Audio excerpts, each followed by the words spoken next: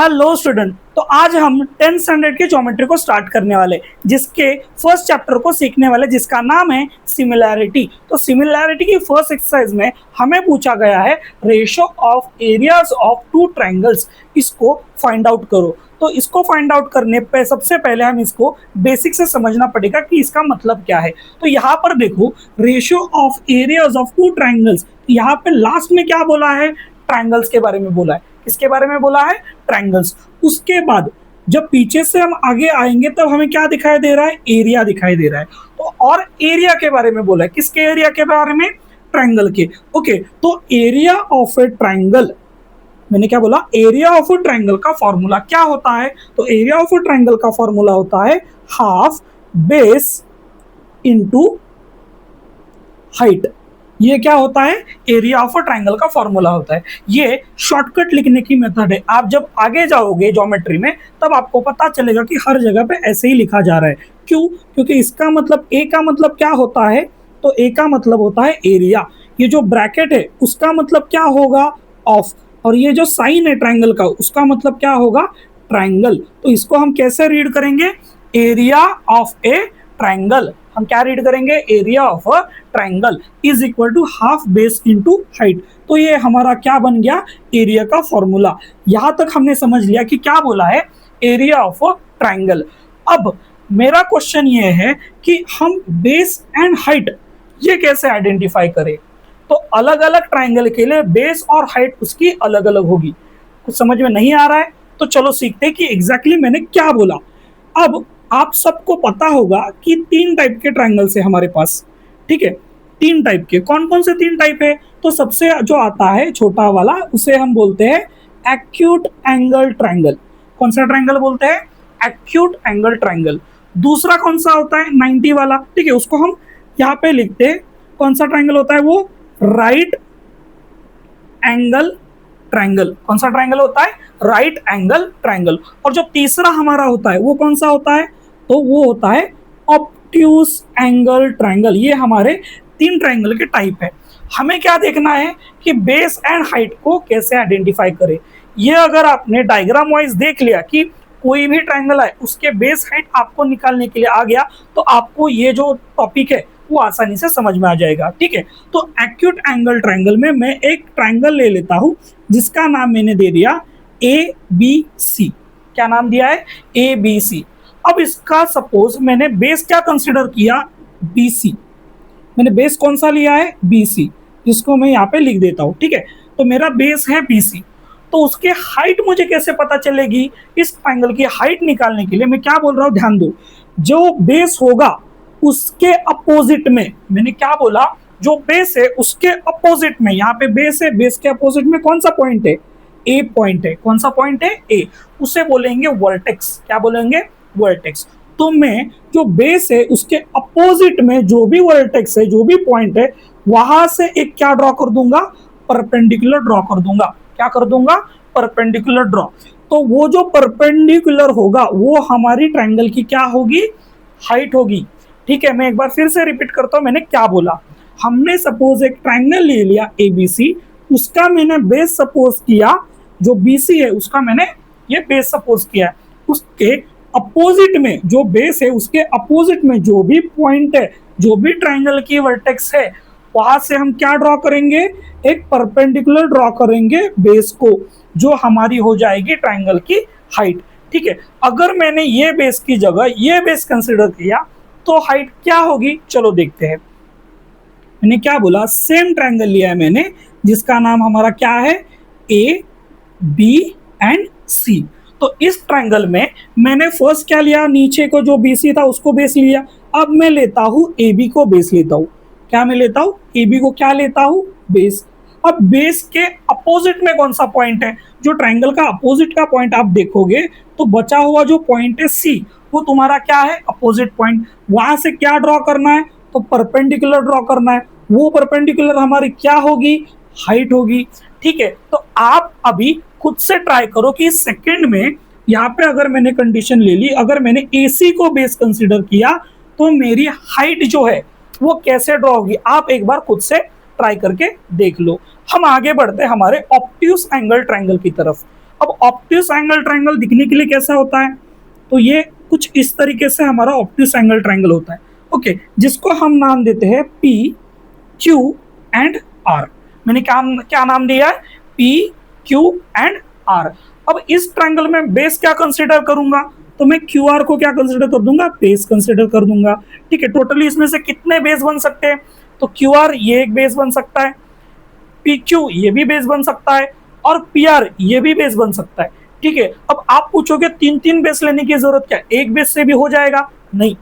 कभी कभार एक ही ट्रायंगल में दो तरीके से हाइट एंड जो है वो हाइट दी जाती है, बेसिस अलग अलग होते हैं, वो हम आगे देखने वाले हैं। ठीक है, तो यहाँ पर बेस एंड हाइट की कंसेप्ट हमें क्लियर करनी है।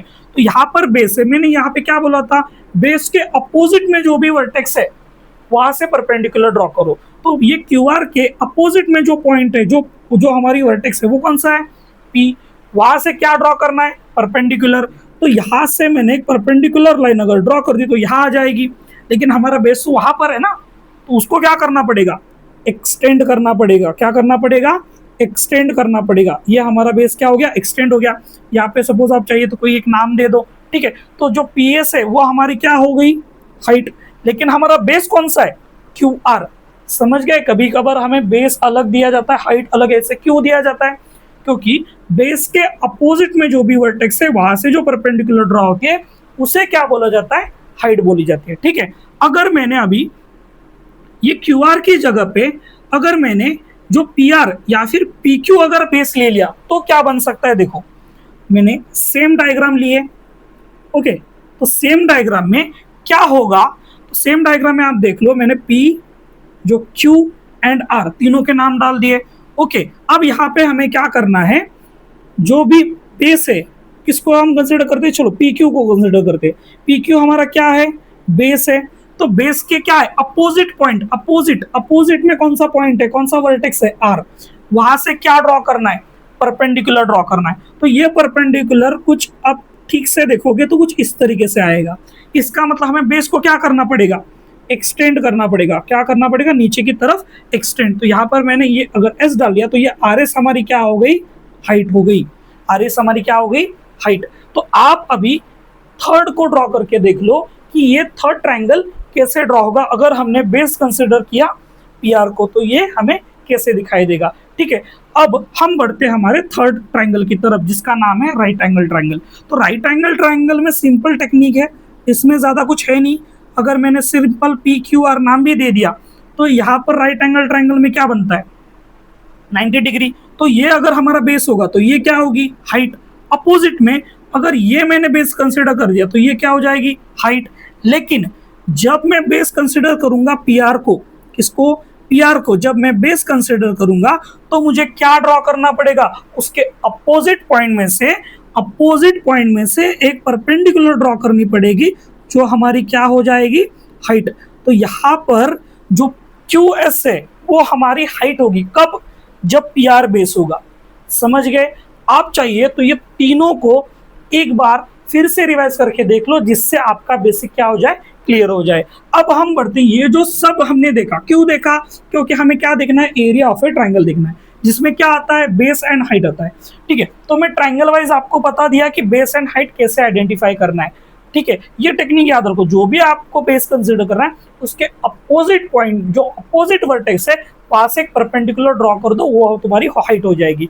ठीक है, अब हम बढ़ते हैं, थोड़ा सा आगे जाते हैं। तो हमने क्या सीख लिया कि एरिया ऑफ अ ट्रायंगल क्या होता है, लेकिन यहाँ पर कितने ट्रायंगल के बारे में बोला है, तो यहाँ पर हमें 2 ट्रायंगल्स के बारे में बोला है। कितने ट्रायंगल्स, तो 2 ट्रायंगल्स। तो अगर मेरा area of a triangle is equal to half base 1 into height 1, ये हमारे ट्रायंगल फर्स्ट के लिए मैंने बोला, तो हमारा सेकेंड जो ट्रायंगल होगा उसका एरिया क्या होगा, हाफ बेस 2 इंटू हाइट 2। उसकी बेस और हाइट क्या होगी, अलग होगी, किसके बराबर होगी, जो भी हमारे ट्रायंगल 2 की गिवन होगी वो बेस और हाइट होगी। अब थोड़ा सा और आगे आओ, क्या बोला है, रेशो बोला है। क्या बोला है, रेशो। तो रेशो मतलब इन दोनों को क्या करना पड़ेगा, डिवाइड करना पड़ेगा।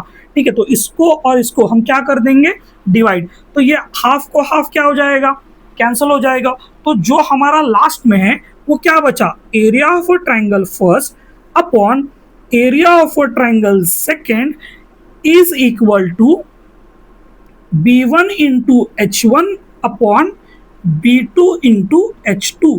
ये हमारी कंडीशन फर्स्ट हो गई। कौन सी कंडीशन हो गई? Condition number 1। ये हमारी कंडीशन फर्स्ट है। इसका मतलब क्या? हमने क्या देखा? Ratio of areas of two triangles, जिसको हमने पीछे से सीखा। क्या? ट्राइंगल। ट्राइंगल सबको पता है, तो ट्राइंगल का हमें क्या देखना है? एरिया देखना है। तो एरिया ऑफ अ ट्राइंगल का फॉर्मूला क्या होता है? Half base into height. तो एरिया कितने ट्राइंगल का देखना है? 2 ट्राइंगल के देखना है। तो 2 ट्राइंगल का हमने एरिया देख लिया। ओके, अब उन एरिया का क्या निकालना है? हमें रेशो निकालना है। तो मैंने ये लाइन बार डाल दी फ्रैक्शन की, जिससे हम इसका क्या निकाल पाए? रेशो निकाल पाए। यहाँ पे क्या हो गया? हाफ को हाफ जो कांस्टेंट था वो कैंसिल हो गया। तो क्या बचा हमारे पास? Area of a triangle first upon area of a triangle second is equal to B1 into H1 upon B2 into H2।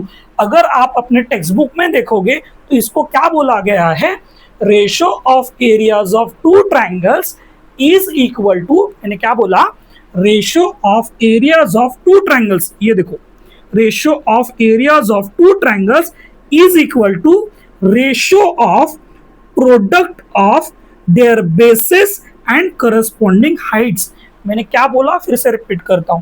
Area of a triangle, या sorry, ratio of areas of two triangles is equal to ratio of product of their bases and corresponding Heights. ये line आपको क्या करनी है? Learn करनी है, क्योंकि ये हमारी क्या है?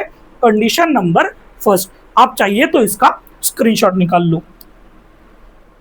तो स्टूडेंट, फर्स्ट कंडीशन में हमने सीखा जब 2 ट्राइंगल के एरिया का रेशो लिया जाता है, तब वो उस ट्राइंगल के जो बेस एंड हाइट है उनके जो प्रोडक्ट का रेशो होगा उसके इक्वल होगा।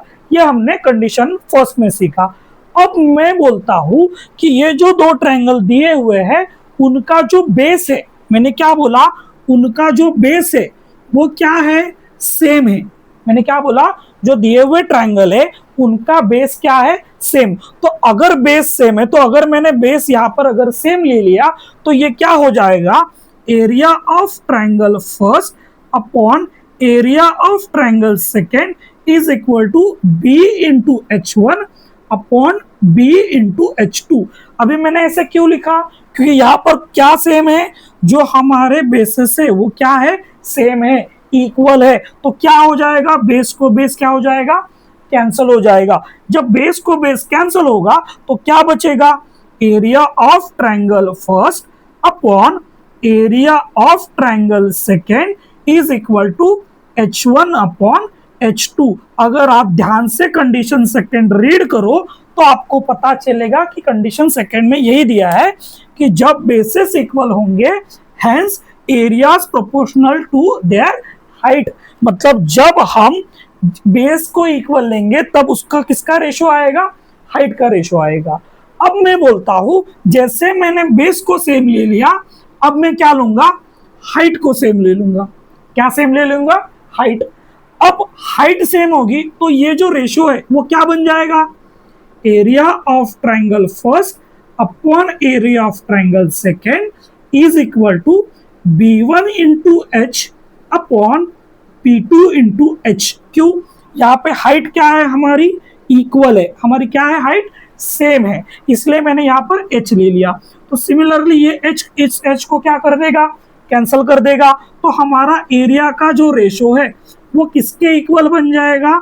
उसके बेसिस के इक्वल। किसके बन जाएगा? उनके बेसिस के इक्वल। अब सिमिलरली कंडीशन थर्ड जब रीड करोगे तब आपको समझ में आएगा, जब ट्राइंगल के हाइट इक्वल होंगे तब किसका रेशो आएगा? उनके बेसिस का रेशो आएगा। किसका रेशो आएगा? उनके बेसिस का। अब आप सोचोगे कि मैंने एक बार बेस सेम ले लिया, दूसरी बार हाइट सेम ले ली, तो कभी ऐसा भी हो सकता है कि दोनों ट्राइंगल की बेस एंड हाइट की वैल्यू सेम हो। इसका मतलब उनका बेस भी सेम है, हाइट भी सेम है। मैंने क्या बोला? उसका बेस भी सेम है और क्या सेम है? हाइट भी सेम है। तब क्या होगा? यहाँ पे हम क्या कर देंगे?